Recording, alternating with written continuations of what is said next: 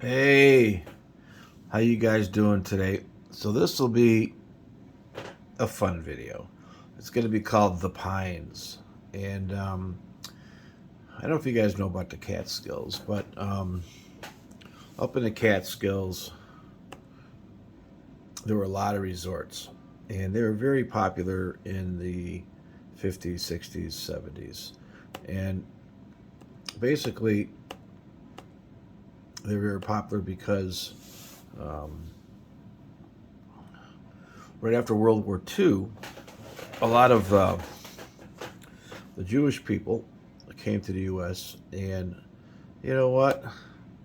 They still had issues, and so um, these Jewish people decided to create their own resorts, and so they had ski resorts and spas and all kind of stuff up in the Catskills, and that's where all the Jewish Americans would travel for their vacations, and then of course what happens is um,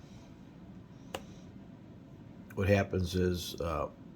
start building resorts, you know, in Florida and everywhere else, right? So everyone starts going there, and then all of a sudden, people are like, okay, you guys can come here too if you want, and so people were okay with it. And guess what happened to the Catskills? Right. Okay, they are abandoned, and so this is one of the larger facilities. And these are the hotels and the main rooms and swimming pools.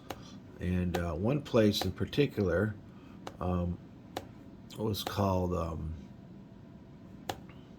Pinecrest. Okay, and that's where this is at. And maybe we'll show you a sign. And so, what's interesting is a lot of these religious people still live here. They're very religious, and there may be a few pictures of them. Um, no trespassing, 20-hour video surveillance. Yeah, right. There's no power here. That's another thing. I always check for the power. Check for the electric meters on the streets, on the poles to see if they're running. Check all the power around the whole place, and you know if there's power there or not. Um, so this is called the Pines, okay? And guess what? There's still a lot of people um, practicing, their religion that live in the, up here in the Catskills, and they're very nice people. We talked to a few. We interviewed one, but we're not gonna put that video up. So we were up there one day, and they had all their festivities going on. So we figured, hey, now's the time to go into some of these abandoned places. So this one here is the Pines, and it also had a ski resort. And here's a resort up in the woods. Okay, and you can see there's a pulley. There's a pulley on a telephone pole, a light. They used to have outside fireplace, probably like a place to hang out. I don't know if you guys ski. And these are all the hills they had, and you can see where the trees have still been cut down. And there's our car. My buddy wanted to drive down with his car. I'm like, no, no, no, no. I can't believe we drove up there. Um, so we drove up around with the car. That was kind of crazy. Oh, that's another thing. See that? Like, there's a bicycle. Um, a lot of times you go urban exploring. There's never parking anywhere. You can have a bike. I remember a couple times you had to park the car like 3 miles away from a place, and then drop everything off in the woods, and then bike it in, and then you could hide your bike in the woods, right? So, usually at abandoned places there's signs up front, and the police know that urban explorers are lazy and they'll park their cars as close as they can. It's a complete bust. So you don't want to get busted. Don't park your car around. And anyway, so you can see here, this is a building. Actually, it was a building, and it looks like it's gone. Okay, probably burnt down. All right, we'll get inside here in a minute. And we met this guy. He talked to us. He was praying and going um, to one of their religious masses. So we'll get to the big building here. So we go into the big building, and we're gonna. Why I locked my bike? Oh, we locked my bike to a tree so nobody would steal it. Yeah, like the religious people are going to take a bike. What the hell would we thinking? Not going to happen. Not going to happen. But whatever. And so there's my outfit, my urban exploring outfit. And here we go.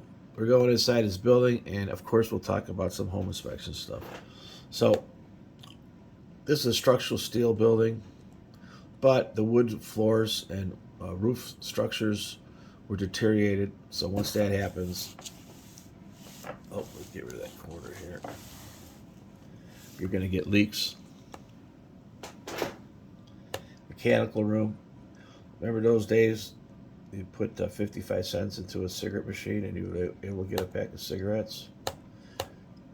And you can see the religious star. It's kind of weird. Merry Christmas. Main room, like a ballroom, meeting room. These are the hotel rooms, and there's still artwork on the walls.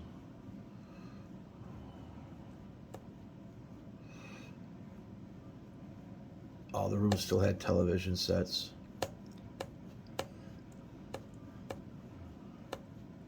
Of course, it was vandalized, not by the people who live in town, probably by urban explorers or thieves that, you know, there was a time when we used to have phones on the walls. Now, back in the days, it was called hotel, motel, mold. I got videos on it. And to be a four-star hotel, you had to have vinyl wallpaper. Well, the problem with vinyl wallpaper is that it's a vapor barrier. And so if you've got brick siding, you get rain and vapor diffusion and a hot day, and then mold grows behind the vinyl wallpaper. So that's why you'd wake up in the old days and your nose would be stuffy in a hotel. A four-star hotel with vinyl wallpaper is the biggest kept secret. And a lot of hotels sold because of that, and now redone. It was a big, 30 years ago, 20 years ago, big job to remove vinyl wallpaper from all these hotels. And I was involved in a lot of mold remediation in hotels. That was big business for somebody. So now you notice there's no more vinyl wallpaper in the hotel rooms. All right, there's a reason for that. So they had a lot of beds still in here, and look at that, the telephone. Let me kind of move on down a little bit here, and we'll keep looking at these things. We'll keep talking about it. And I don't know if let's just go to here. How about right? We'll go right here. How's that? All right. So I think we did all these, right? And so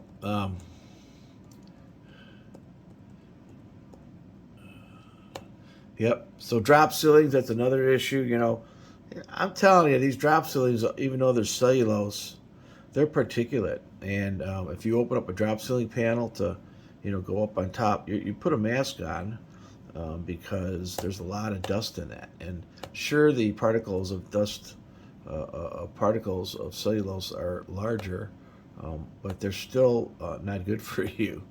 And one of these days, they'll probably tell us how bad those are. So this is kind of cool. Some artists decided to stick chairs to the wall. I don't know if they did it for photography, and you can see the ceilings are collapsing. So now we're outside, and there was an area like an area where they would have festivities. People would sit there. There might be like somebody playing music down there, or some type of entertainment. And there's buildings all around. The swimming pool. I'll show you a picture of the swimming pool. And of course, the ski resort was right around the corner. So this was a ski resort, okay, and also like a place to hang out in the summer. So it was a resort, basically, unlike the resorts we have today, on the ocean. And so all abandoned. And there's the catwalks in the Catskills. Of course, I went in on the catwalk and underneath the catwalk, and so, and we get some good graffiti. I mean, like, that's pretty cool. And then sometimes we get crummy graffiti or tags, tags are like, that's a tag. And all these taggers, they have the same tag, and they go all over and put these tags everywhere, the same tag. So all the taggers have their own little world. It's really cool, and that's one of the things I like to do is collect. And I don't have any videos on it, but I like to collect graffiti and tags. And a lot of the tags you'll see in one part of the country and in another part of the country, or some of the taggers are crazy. They'll climb up like billboards and stuff. And so, it's a big, deep, dark underworld that goes on. And like Cleveland, they just prosecuted. They catch one of them and they squirm on all the rest of them, and they put everybody in jail for a while. I remember we had the Republican convention here, and so they went and got all the taggers in one scoop, locked them all up, and started spray painting all their work in the on the tracks and rail areas. But very cool stuff. I mean, actually, some of this stuff is better than like the famous artist that you got to pay $80 to go see. I mean, Cleveland, they got a show right now. I mean, $60 to get in to go see somebody's scribbles.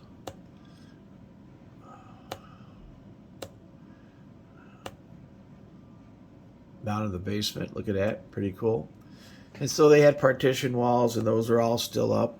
And these are probably rooms, convention rooms downstairs. And then you start walking around the outsides, and just debris everywhere. Nobody takes care of it, completely abandoned. And that was a swimming pool. And if you wait another minute, I'll show you a picture of it actually being, it'll be the last picture. Will you see this? Okay, burn this in your brain for a minute. Okay, got it? That's a swimming pool. Okay, and that was a pool area. Those were locker rooms, and they would, they would go down and change in a locker room, take their showers, and they'd hang around the pool and just hang out. These people came from all over the country. We're back going through the inside, and there's our little chair wall. And I've been to hundreds of places. Oh, by the way,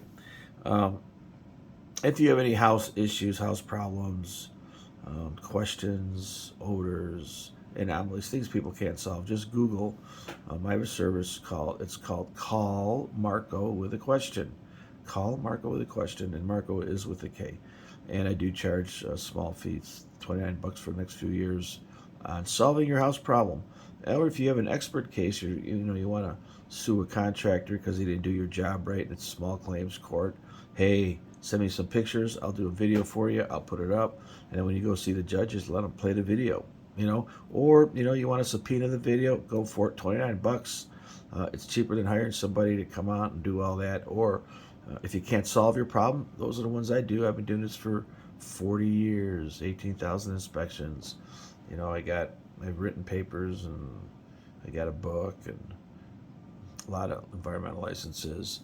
But it's a service. Also, I have some products down below I like to sell. I'm an Amazon affiliate, so appreciate it. We don't make a lot of money. And so here we go. Back to the thing, and there we go. We're going to zoom in on this. Okay. There it is. So I told you to take that picture, and you saw that picture.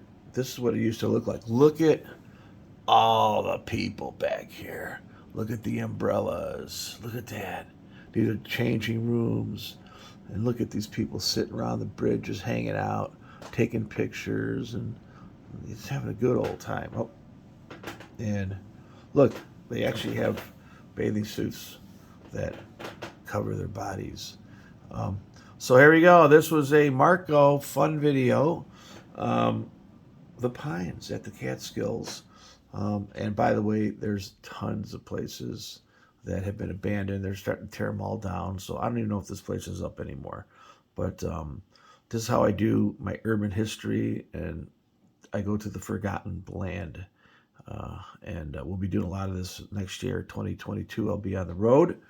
And hopefully that's the plan. And I'll do some nightly videos. I'll try to intermingle the home inspection into it. And so, hey, thanks for coming on, rate. subscribe. Maybe if you friend me on Facebook, make sure you leave an IM and tell me why. And then also there might be a bell up there. I never told people to do it, but I mean, I get like almost, I don't know, 10 million views in all my videos, and I never told people to ring the bell. I didn't know what the bell was. Go figure. Hey, thanks for coming on.